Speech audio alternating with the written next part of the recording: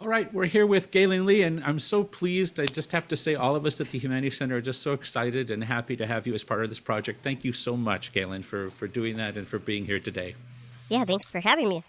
So I'd like to have a little conversation with you about your work and about your the songs that you provided for us as well. But before we get that, there's a couple things a little bit more formal. So what I'm doing with all of the artists that we have is starting with the same two questions, and then after Okay. that we'll see where it goes.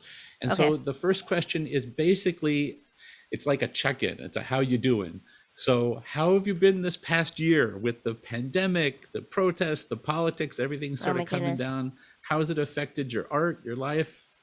How you holding Uh up? I mean at this moment I'm doing pretty well. It's kind of been a roller coaster of a year. Right after everything kind of shut down, that was a pretty tough couple of months emotionally, and depression and anxiety were pretty high. But then kind of evened off towards the end of the summer, and then the last October and November were a little bit difficult too for some reason. I mean, the summer with the civil unrest was obviously really difficult, but up in Duluth, you're reading about it, but we weren't experiencing it firsthand up here, really. It was just a weird, it's been a really weird year. And finally now, I'm starting to feel like more like I have a vision for what I can work on in my own time, regardless of when the world opens up again. And Yeah, so I think that that has helped a lot with my just coping. It's kind of, you feel adrift for a while, and overwhelmed by the news and like, what can I really do? But when you kind of start to clarify what can you actually do, then I think it helps to yeah, it makes a get lot of things back sense. together. Yeah, yeah. Had you So planned? You must have. You're probably going to be touring, and that didn't happen a lot. Is that right? yeah, Yeah. yep. In March, we were on our way out to Colorado when from Minnesota when this happened, and so we turned around in Lincoln, Nebraska, and went home and canceled the whole tour, of course, and then started thinking about ways to continue doing music from home. So I started a weekly show, and um, it was such a steep learning curve that I would say the first 5 months were pretty stressful, actually. I mean, I think people enjoyed the shows, but I didn't know what I was doing, and it was very, very difficult. And I would like get off of the show and then cry for a while, and then try to figure out what went wrong or whatever. But now I have, pretty much. I mean, there's still glitches here and there, but pretty much figured out what I'm doing. And in August, I started inviting special guests to perform 3 songs, and then I end the show by myself, and that is when it really became fun. Like, I'm really enjoying it now, so I think I'm actually going to keep them going even when I'm on the road, just because I actually genuinely enjoy the process now. But yeah, it was a very, everything changed very drastically, and I think we were thinking that it would be a month or two, right? And then it just kept Yeah. dragging on, and here we are. And then the summer was just so emotional, and yeah, it was a very, very big shifts all around. For sure. It's sort of cool though that you started something new and you've enjoyed it so much that you're going to keep it going when all this is over too. Yeah, I really That's great do. I that mean, happened. yeah, I have guests booked out through October now, Oh, and awesome. I'm assuming that'll just keep. And there's so many people that I realized, as a small artist from Minnesota that's traveled a lot, like I'm not a big artist, but I have a lot of miles on us, and so I realized the one thing I did have, I might not have the most followers, but I have a lot of human connections because I do my own booking and my own management, and so Oh, I met all these people that we play with personally, right? And that I've worked with, I know them. And so I realized I could make this show where I have them play and then I'll play at the end, and we'll chat about just kind of like where our paths have intersected and what they're up to. And it's just, I mean, I didn't realize what amount of connections we had made until I really started thinking about like, well, who could I ask on this show? And I realized it was like a giant list. And so the last 4 years of traveling, even though we're not doing that now, are still playing into what I'm doing makes a for a lot of career. sense. So it's cool. It's really fun. So Has it been a loss of revenue though from not touring? Has that been a challenge? I know it has with other people. Yeah, yes, for sure. The shows break even because actually the other thing is I'm very committed to accessibility, so I hired captioners starting in August for every week, and that's not a cheap cost actually. No, But it's really important to me that the shows are because they're live, they're not pre-recorded, and I really wanted people of any it's not even just about people who are deaf and hard of hearing, although that's the main goal, but it's also to help people who maybe have hearing loss or don't speak English as a native language, because I have people from other countries who watch pretty frequently, and just to right. kind of give people a place marker. And so a lot of times I was breaking even, but I just got a grant from the state of Minnesota to help me cover those for another year. So Oh, great. it's not going to cover absolutely every cost of the captions, but it will cover a big chunk of them. And so now I can start thinking, I mean, it's still a loss of revenue overall, but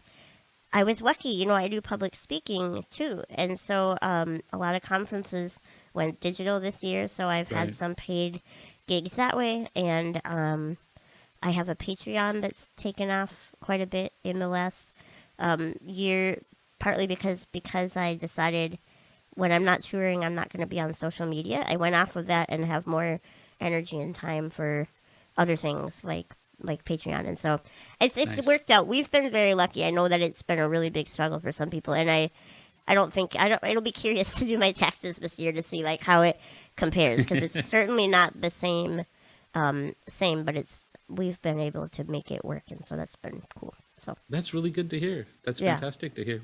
I know a lot of even venues are they're shut down and that's people are who wondering I whether they're going feel to open bad up for. again. Yeah, that's really Yeah, horrible.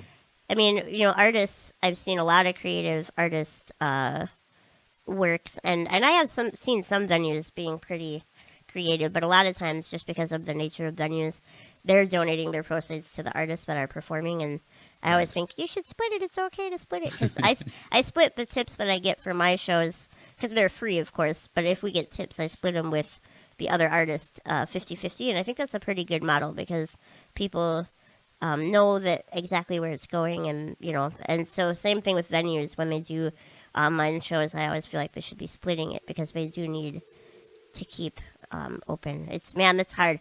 I mean, the government, that was a big eye opener. It was like, for me, that's why it's important for people to pay taxes so that the government can step in when there's something like this that happens, because No kidding. then venues just don't have the same.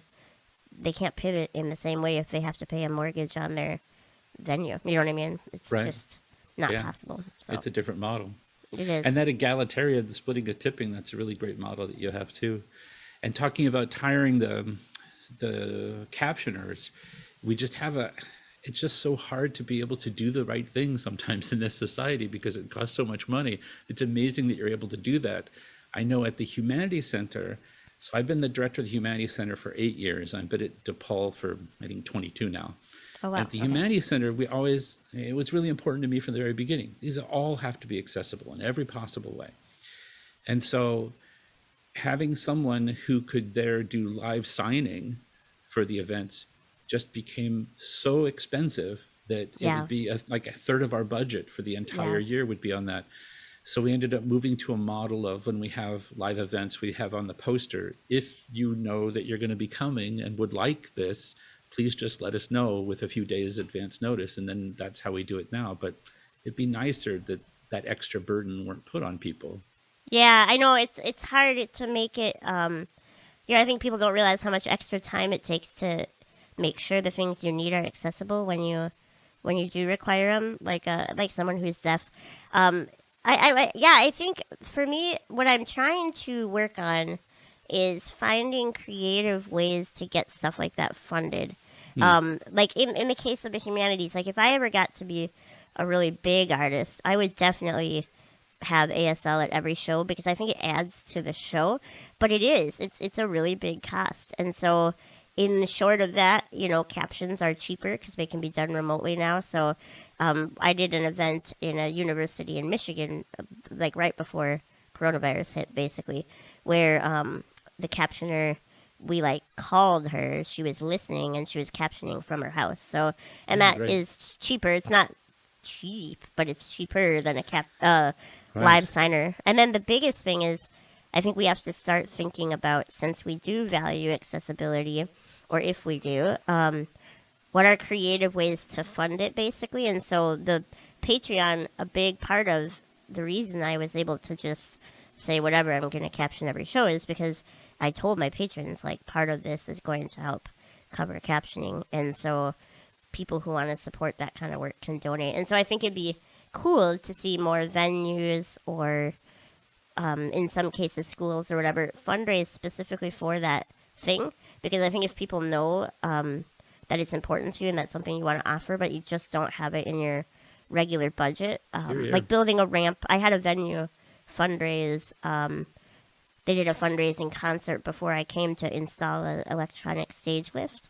And they didn't even tell me about it. They just did it. And then he called me right as they were installing it to tell me that they had raised this money on purpose to do that. And I thought it was really creative. And I think that we might have to start thinking outside of, like, well, our normal budget doesn't allow for this. So how can we generate extra budget for it? You know what I mean? That's really great. Yeah. Well, it shows what happens when people, right, with the right attitude and the right values, decide they want to get something done. Yeah. I mean, hopefully it's an interesting world too, where I didn't realize this, but in the UK, you can apply for funding for, like, government funding for ASL interpretation a lot of the time. That's nice. And so, I mean, one problem with the US is that the government doesn't fund accessibility, and I think that they should, like, if they really mean it. But since they don't, the reality is that we have to be creative about how we go about making it a priority anyways, and then pushing the government to start stepping up for that kind of expense. For sure. And then the truth is, it's kind of like the perfect horrible storm too, when you put the arts and humanities in there, because those are already so difficult to fund. I know. I mean, at the university, our budget got cut by 25% this year, and we were told it's permanent now at the Humanities Center, right? Not just for this year. So, and that's after about 15 years, of arts and humanities in general and academia getting lower and lower every year. That's sad. I didn't realize. That sucks. I'm sorry. Institutions. Yeah, really. It's rough. That's too bad. Yeah, it is. All right. Well, so the second question, before we get into the rest of it, that I've asked everybody is that, so the title of our project is Sickness and Solitude. That's the name of the album. And so I've been asking, have these two words, are they meaningful for you? Have they been things that have affected your own life, your own art, not just during this pandemic time, but in general? Yeah. I think sickness is maybe a specific word that I don't identify with personally, but disability has definitely been a part of my the lens that I view the world.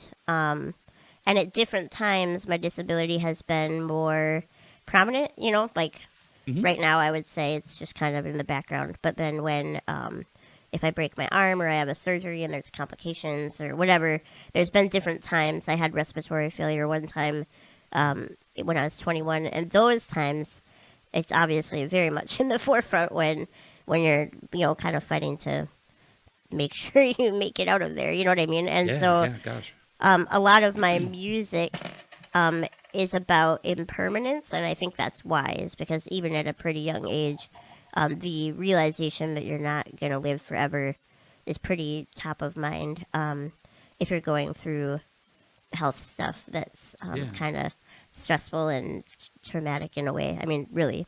So I think, sickness maybe isn't the word that I would choose, but I definitely think that idea of mortality has made it into my music in a lot of different places. And so, and then Solitude this year is interesting because I was talking to a friend recently. My disability, certainly, it's not my disability's fault. It's society's fault. Certainly, I've had to be creative about accessibility and how I'm going to do things.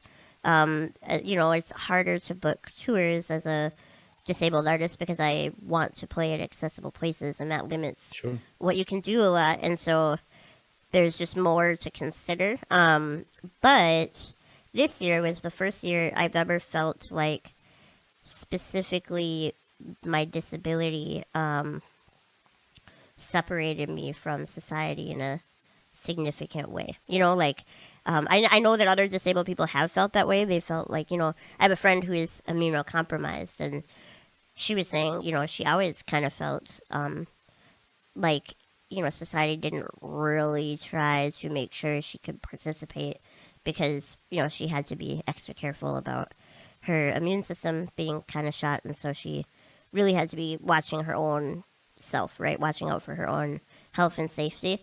And Yeah. society wasn't really engaged in making sure she was included, I guess. Does that make sense? Yeah, And of course. so, but for me, I never really felt that way because I didn't have like specific health concerns that kept me from trying to get involved. So even though I had to work harder to do a lot of the things because of inaccessibility, I still felt very much integrated in like a part of society, and that I had always, which is true, I've been very lucky. I had support in my corner and stuff. And then this year, besides my parents, there's pretty much no one who's locked down enough for us to see them. You know, like Yeah, right. we've been really.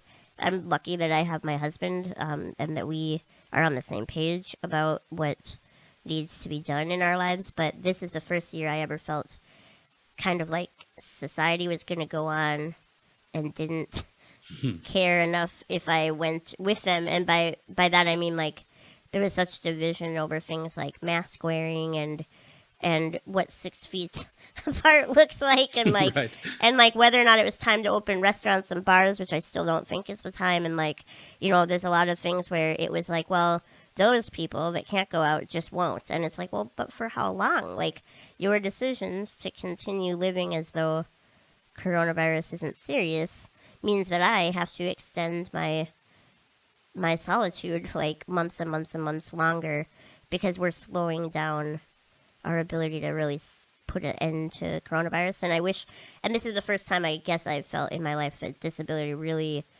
was, even though it's in the news sometimes, it's not being really considered when we're making decisions. It's like the economy and Right. just like trying to mitigate deaths, but not really try to make sure that we get everybody back in the world as soon as we can. You know? So that was a Yeah. weird, it's been a lot to, that's been probably at the root. I didn't realize it right away, but I think that was at the root of a lot of the depression I dealt with early because, or maybe even this fall, because it was like, wow, people really aren't, you know, I mean, even people who I love. And so that's been a struggle to try to like balance not getting too down and judgmental about people that I really care about, still doing things where I'm like, wow, like those decisions are definitely keeping disabled people isolated longer because people can't make sacrifices, and that's been tough. But Yeah, so that's this rough. year, I think it's the first year I would identify with solitude as like a word that actually related to my personal experience. Yeah.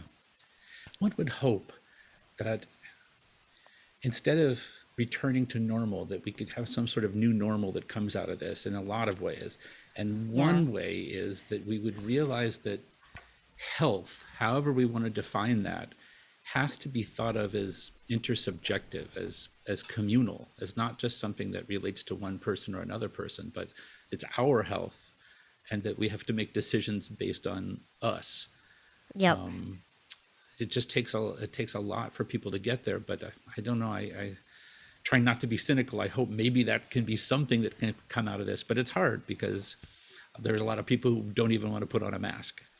I know. Yeah. It's tough. I mean, I am also trying not to be cynical or despairing about it. I think the thing that has to change is that people with disabilities need to be able to tell their own story about what that is, because Yeah. if you don't rely on other people for your well-being, you do. I mean, that's the reality, is that everybody does. But Exactly. if you don't see yourself as that way, you're certainly not gonna really live in a way that that acknowledges that truth. But if we can like get more stories out there, and like and connect it to the larger population, it might change. I mean, I think it's up, and unfortunately, like I think the change is still up to disabled people putting that issue on the agenda, because I don't think we're at a place yet where the general population is really willing to go there yet. But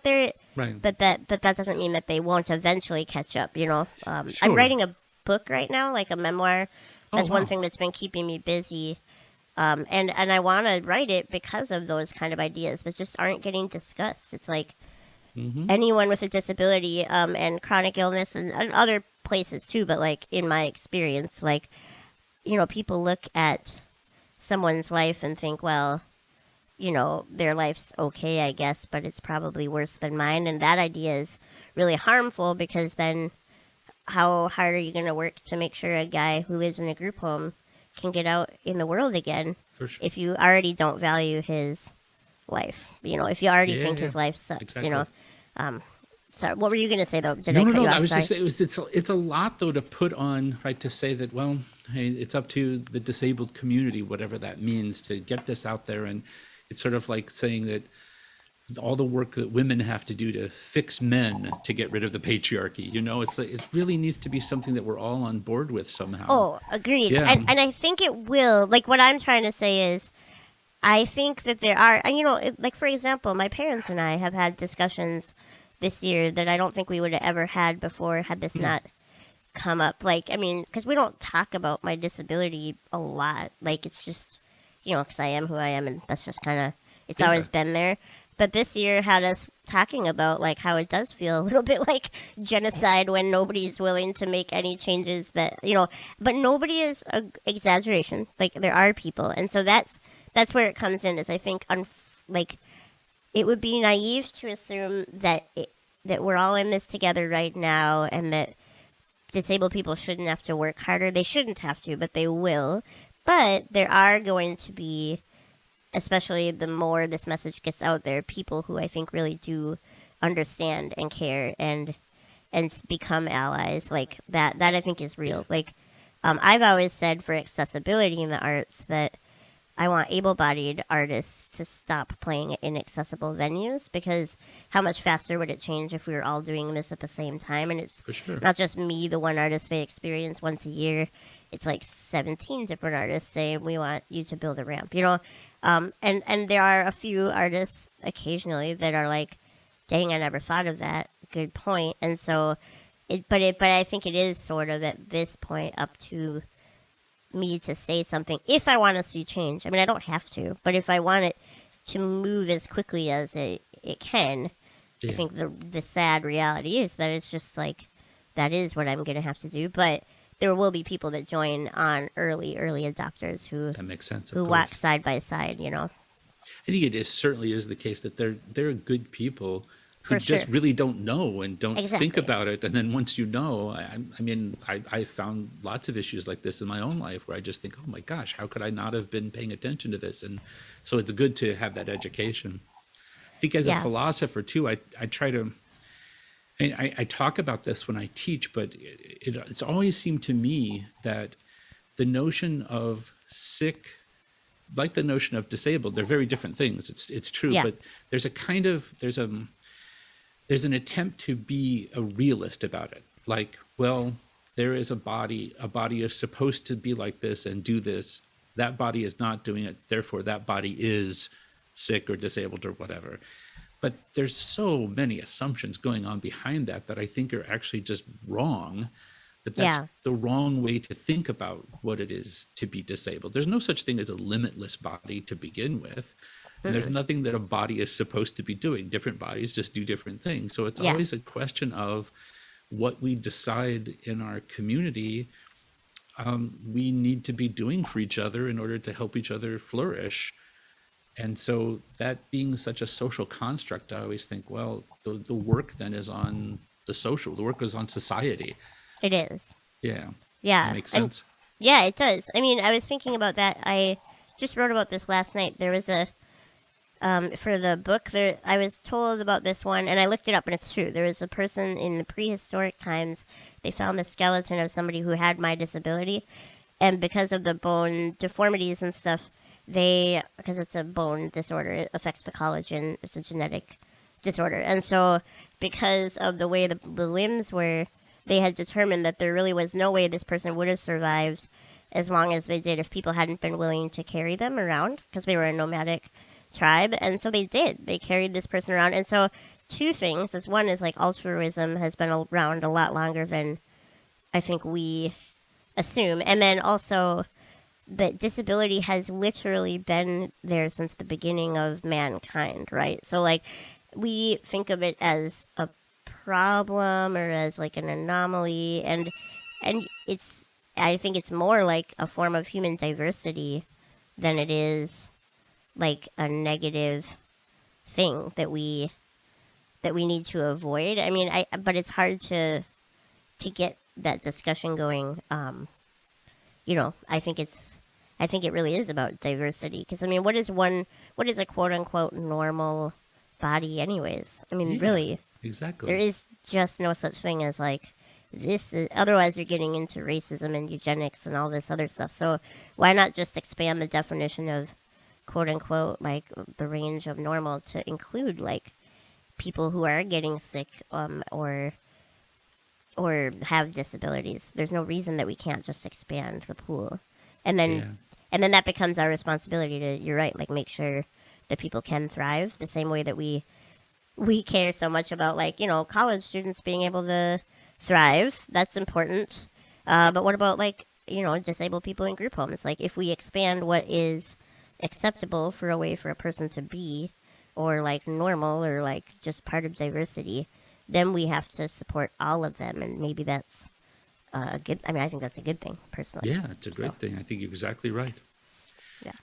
I personally think that it's just one of the things that makes it so hard to live that way is that there's so many other structures in our contemporary society that make that hard in general, that there's so much anonymity where we don't really even know each other. We just meet each other in faceless institutions, and it's a lot easier not to care about another person individually when you have those institutions mitigating all the things that we do. So we already have a kind of alienating society to begin with. Then you put that with questions of normality and health, it gets even worse, I think. So maybe it's a package deal of fixing lots of things at the same time. Yeah, and for me, one thing that has helped is I'm a big believer in local politics. So like this year, one of the things that happened this summer is I advocated really hard and super vocally for a mask mandate in my town before it was required in my state. Cool. And it worked because it's 90,000 people.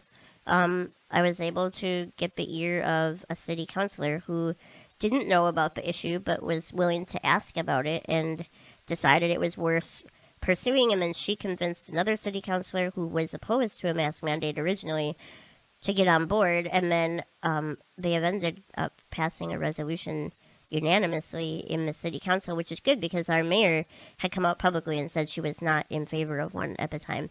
And then many months later, she wrote, I was slower than most to get on board, but thanks to Gaelynn for helping to raise awareness. So I think if you start small enough where you actually do know the people, and they don't have to be like close personal friends, but I'm saying people that they're like, oh, that person lives in my neighborhood, that person lives on my block, that I think is where you can start making changes. Even in city politics, even in like a relatively large city, the reality is that the people who are willing to actually go the extra mile and write the letters to the editor aren't that many people. So if you choose to speak up in a context that's not giant, like national necessarily, it's a good chance you'll get heard by somebody because it's just not that many people taking the time to do that. You know what I mean? Yeah. So that whole story it began with you were able to get the ear of a council person, and then the being able to get the ear of somebody is just not possible in a much larger scale. Yeah, and you know how I got the ear of somebody is I published an open letter, and I think that was a good idea. Like, I was kind of nervous about it, because I was like, I don't want to shame, like, I didn't write it as a shaming thing, but Sure. but I was like, I don't want to, like, light this fire that gets out of control, but then I was like, but if I just send it privately to city council members and the mayor, they can just say, well, no, and then move on. But if it's public, if they know that it's Exactly. public, then they have to acknowledge that they saw it, and that I think made the difference in like at least having them really read it and think about it. But I think local politics for me, and so maybe in a big city like Chicago, that doesn't mean the city of Chicago. Maybe it means your neighborhood or Definitely. your community center or whatever. But there's always a place to start, and I think that is where you realize that you do have more power if you're willing to put in the effort of like trying Yeah. to raise awareness. And so I don't know. No, Right. that makes perfect sense to me. I apologize for going back to philosophy, but I just think of sometimes I teach Aristotle, and we'll talk about politics. And Aristotle believed that the human is rational, and the human has all of these abilities, and we're a political animal, but it has to take place in the right context. It has to be a polis. And for him, that means there has to be a size restriction. I mean, for all the Greeks, that was the case. The polis can't be too big. If it gets too big, there's no way actually to have justice if Yeah. it's too big. And so it ends up being something like you don't have to know everybody, just like you said, but usually you have to know somebody who knows the other person. Yep. And if you could be a couple Kevin Bacons away is all, Yeah. Yeah. then Exactly. yeah, then we can have real discussions together. Yeah. I actually Yeah. wrote. I did political science as a major, but I focused on political theory, and I actually wrote one of my senior papers was about how I think local politics is where it's at, because in the U.S. I think we've gotten too big to have that unity that Completely. we talk about. And like that's the thing is I do think the language we use is super important. Like personally, I much prefer Biden's rhetoric than Trump's, right? Because for a number of reasons, right? But the thing is words again do go far, but they only go so far if you really don't know your neighbors. Like so there is something to be said for focusing on what you can influence, and then I suppose if you start small, you can grow to a point where maybe you do end up meeting like the senators and the people in the cabinet, but that's not where you start really for Yeah. making change. You start small and grow your network big enough where maybe you do get the ear of somebody higher up eventually, but Right. it's not the first place to go. Oh, it makes sense. Politically, I mean, they're I'm a little radical. I think this is where the conversation stops with a lot of people, but I actually tend to think that, so like you were saying, Trump to me just seems like a horrible human being. I can't think much that's very redeeming about him. And I think of somebody like Obama or Biden, they seem like pretty nice people. But I think on some level that concentrating on that sort of makes us miss the point that it's not about necessarily the person that's there. It's about who's driving the empire, right? Who's driving this empire that's built on the backs of 400 years of black slavery and the stealing of Yeah. indigenous lands. And when that's the case, it doesn't really matter who's driving it. It's driving itself in a certain way. And so we really have to do stuff that's more local, grassroots, from the ground up, anarchic in that sense of anarchic communitarianism. Like we're taking care of each other somehow, because at the highest level, I think that's not going to save us. The only thing it can do is just keep creating, I think, bad stuff. But I know Yeah. that's a pretty radical claim. Yeah, I'm trying to think. Like I guess I think that there's very few politicians who. So we're nerds, and we started doing great courses this year, and we're taking one on American government, like just kind of American government intro. And she said, her favorite definition of politics is problem solving, and that really struck home with me because I actually agree with that. Like, in the sense that a real politician is actually about solving problems. And I think most politicians in the U.S. are not really about solving problems for the citizens. They're about continuing a system like what you're saying. But there are a Yeah. few, I think, that are there to solve problems, and then they kind of slowly rudder the ship, if they can, in a different direction. But you need outside people like Stacey Abrams or different activists in your own community. Like, you need those people speaking up too, because the problem solving can easily get put on the back burner in the way our political system is set up, unless people are really holding you accountable. And even then, sometimes it doesn't work, you know. But there are always a few. Like, it's pretty easy to spot the ones that are there to try to make everyday people's lives better. And then there's a lot where you're like, that just, like, you know, being a politician is only good, I think, if you're really there because you want to serve. And it should mean that you're willing to step down at any time. And a lot of times you don't see that. You know what I mean? Like, when your service is done by, and so you shouldn't be working your whole career to stay in that position. And I think we've gotten that pretty backwards. And we kind of started that actually pretty backwards. So, like, you know, America, the more you learn about the history, you're like, whoa, this was not really designed to give everybody equality, but we could maybe rework it that way. But it would take people being willing to just serve and leave, serve and leave, serve and leave. And that's not what we have right now happening, you know? I heard you talking someplace about Marcuse. Was that, maybe that was the TEDx talk that you gave? Yeah. Yeah. That was, by the way, that was a fantastic talk on sexuality and disability. Oh, that was amazing. Yeah. Thank you. But like after 20 minutes, I was in tears just thinking, I'm not living my most authentic life. I've got to change everything. That was really strong. It was really beautiful. Oh, thank you. Thanks. Have you had good responses from that? I can only imagine.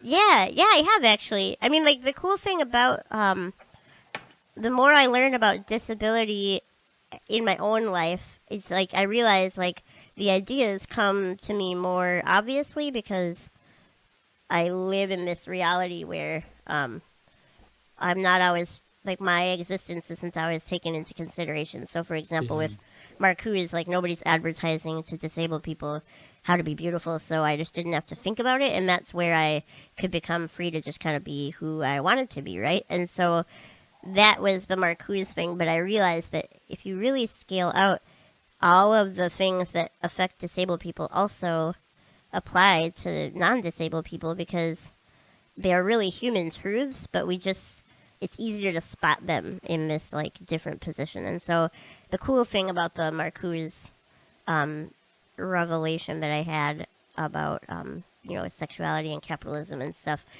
is that a lot of people who I wouldn't think would necessarily resonate with it did, because it is a universal truth when you really zoom out, like, that capitalism isn't there for you, and the beauty standards aren't there to make you feel good. They're there to make you feel bad, and, like, you might as well just give them up, and then expanding that further, that you can do that with a lot of standards, almost all standards, except for, I would say, like, human decency would be about the only one that I wouldn't want people to abandon. But, like, yeah, so it's been really fun to have other people resonate with it, even if they're not disabled, because I think that's what I wanted, but I didn't know if other people would get what I was talking about. You know what I mean?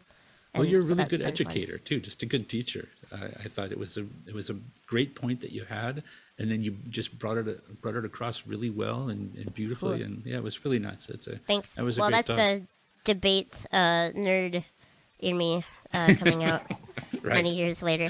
But also teacher too, right? So you teach music as well, and yeah, I did. I'm not right now, but I did for 3 full years before I started touring, and I really liked it. And I'm sure eventually I'll go back. And I feel like this public speaking has become sort of like teaching people about disability awareness in a different way. I do love. I think it's really neat to be able to realize that you can.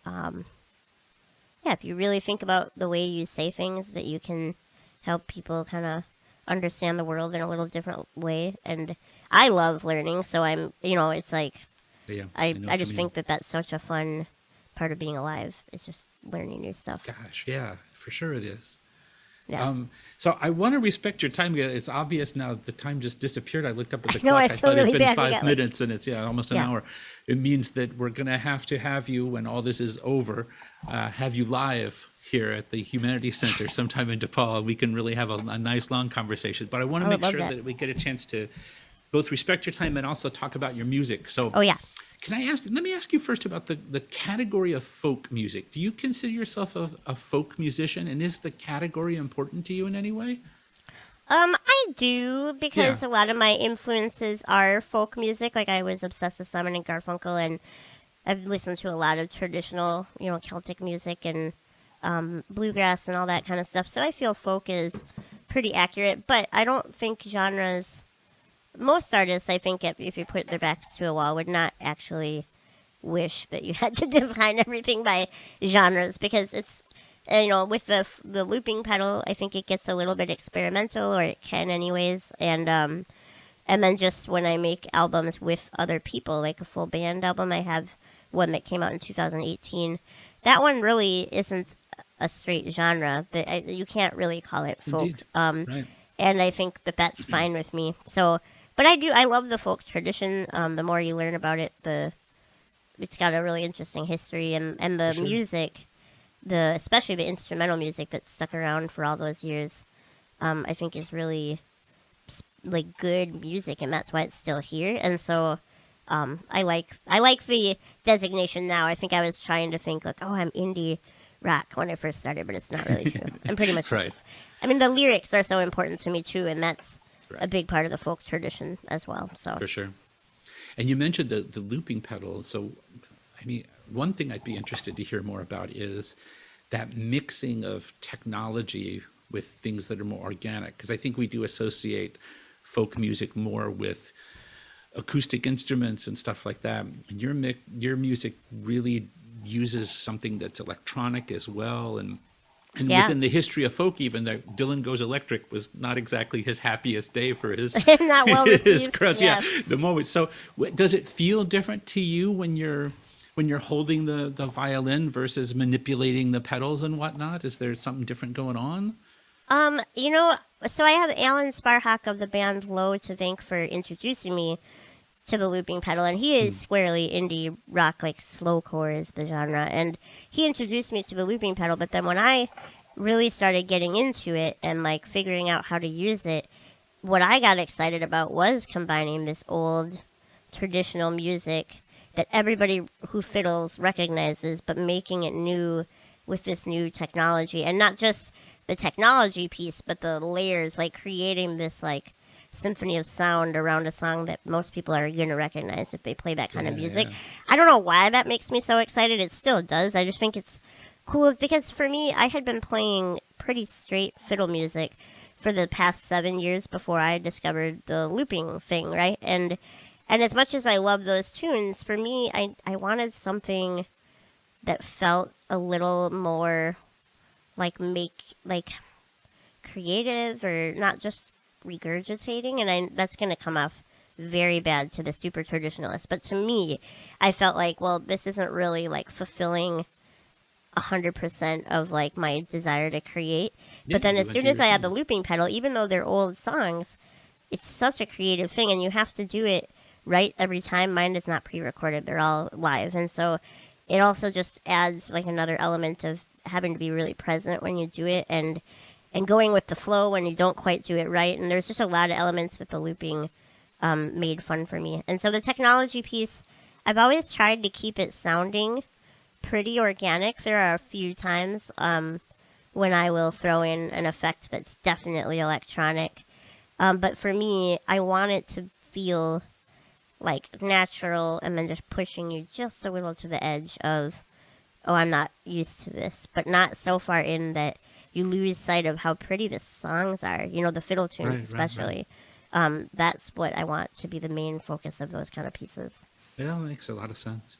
I think the two pieces that you gave to us to use, the moving forward and the new version of Bound by a Thread, they both Yeah, use that pedal, that repetition, and they use it to different effects. I think the moving forward has almost a kind of Eastern drone-like sound to it, which we yeah, don't have a lot in music in the West. That continual drone that's underneath, and it's somewhat melancholic. And the new version of Bound by a Thread that you gave us has a almost sort of canon-like feel through the repetition and the layering that's going on.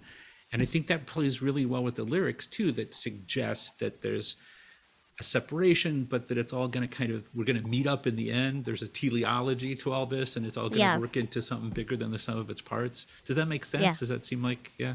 Yeah, I mean, that plucking, when I designed that song, when I wrote that song, it's not as obvious in the recorded, like the studio version, but it is there. That bink, bink, bink, Mm-hmm. bink, that same note actually runs through the entire song, and that was on purpose because the idea is that, however you want to look at it, when I wrote it, it was about reincarnation, but as I get farther away from writing it, it's also about, like, people's decisions echo through, and your lives are connected. That interconnectedness you were talking about, I mean, Yeah. that's real. And so that song, the way I looped that, especially in the live version, it's pretty obvious that it's all building on that one note. Definitely. Is what it starts on. And And it's then not mechanically perfect either, right? It's No, not done by a never will be, computer. 'cause You I can made it. tell, and that's just perfect for it. that's cool. Yeah, no, it's not. Nope, my rhythm's not that great, so it's never going to be exactly computer like perfect timing. And that's one thing that I think is so fun about looping. And then with moving forward, I really have enjoyed, one thing this year brought that I wasn't expecting was, when I do live shows, I play a lot of instrumental music, but it's always fiddle tunes kind of reworked. But one thing I started doing this year is improvising more, because I love improvising. Like if I play in a duo with a guitar player and they say just play whatever you want in the background, like, I love doing that. But when I play Sure. solo, I don't have as much freedom, because especially when you're looping, it's pretty specific. Like, you kind of have to know what you're going to do next when you're looping your own vocal song or a fiddle tune, for example, right? But improvisation, there's so much more freedom. And so I started improvising this year, and that's an improvisational piece. Well, I think of a topic. So in that case, it was kind of like, here we are at this, kind of coming out of the Trump era, going into the future, whatever that looks like. And there's still a lot of uncertainty, and like just this moving forward. What does that mean? And kind of exploring that idea in my mind while I'm playing, but it's not pre-thought out. It's not a predetermined piece. And so I That like makes sense. I like kind of mixing up, like using the looping pedal when I make a piece that's more somber, like that one. Usually it is more of a drone and minor key, and a little more heavy. But then you don't want to make every piece you play like that. So I love the idea of, when I'm improvising, trying to think, well, what's a different way to start this song, or what's a different key that I haven't used in a while, and just really trying to make sure that the looping pedal doesn't become a crutch to like everything sounding the same, because that can happen. Yeah, So it's sure. something that you can be mindful of. So that was, improvising is something that I missed doing, but I didn't think anyone would ever want to listen to it, because I'm not a jam band girl myself. So like, I was like, I don't know if people just want to listen to me, like, but when you're playing at home for an online audience that can just leave whenever they want, they didn't pay to come, it kind of gave me permission to start thinking about, well, I can just play a thing, because if they hate it, they'll just close their browser window and nothing bad will happen, So it's been a fun gift to be able to try to improvise a little bit more. That's great. Well, jam band or not, I think that if you sat in with the Grateful Dead and did a 1 hour version of one of your songs, I think a lot of people would be there enjoying it. I mean, I must say I've grown to appreciate, Alan Sparhawk is a really influential musician for me, because we've played together for many years, and he is a lot more experimental than anything I grew up listening to, and there is a place where I think that can be really fun. It doesn't always mean I want to play a piece for an hour, but I am getting more Sure. comfortable with, like, I did a not drones thing 2 years ago in Minneapolis, which was a fundraiser for Doctors Without Borders, and you had to play a half-hour set of drone, and I made myself do it, even though it made me uncomfortable, because I was like, nope, I'm going to do it. But my drone did evolve, like, had a few different motifs, because that's just kind of how I think. Right. But I did manage to play it for a full 30 minutes, and that was pretty fun, because Wow. it feels so foreign to me to be like, people want to sit and listen to 30 minutes of the same piece? What? I don't know. But yeah, You already have me thinking about your set list for when we have you here live in the future. I know. I can't wait. I would love to do that, and I really hope that it happens eventually. I mean, I think it will. I want I'm to sure it finish. will. One thing that's been fun is I've been working on this book, and it's given me Oh, like more patience for like because I kind of want to be done with the book before I tour again, and so it's been, yeah. or at least as the rough draft is, I want the rough draft to be done before I hit the road, and so it's kind of like, well, I'll be out there eventually, but hopefully, at least in the meantime, I won't be like impatiently waiting. I have something to work on, a big project to get Sounds it great. done. Look forward to the book, the tour, to having you here, to everything that's to come. Thank you so much, Gaelynn. Again, let me just say it's a real honor and a pleasure to have you as part of this, and I'm looking forward to everybody getting to enjoy this music and to getting to see you in person sometime soon too. Awesome. Thank you so much. It's really nice to meet you on Zoom, and thanks for including me on the album. And I will see you in the future at DePaul sometime Looking soon. forward to it. Thanks. Take Stay care. safe, and thank you You again. too. Thank you. Bye.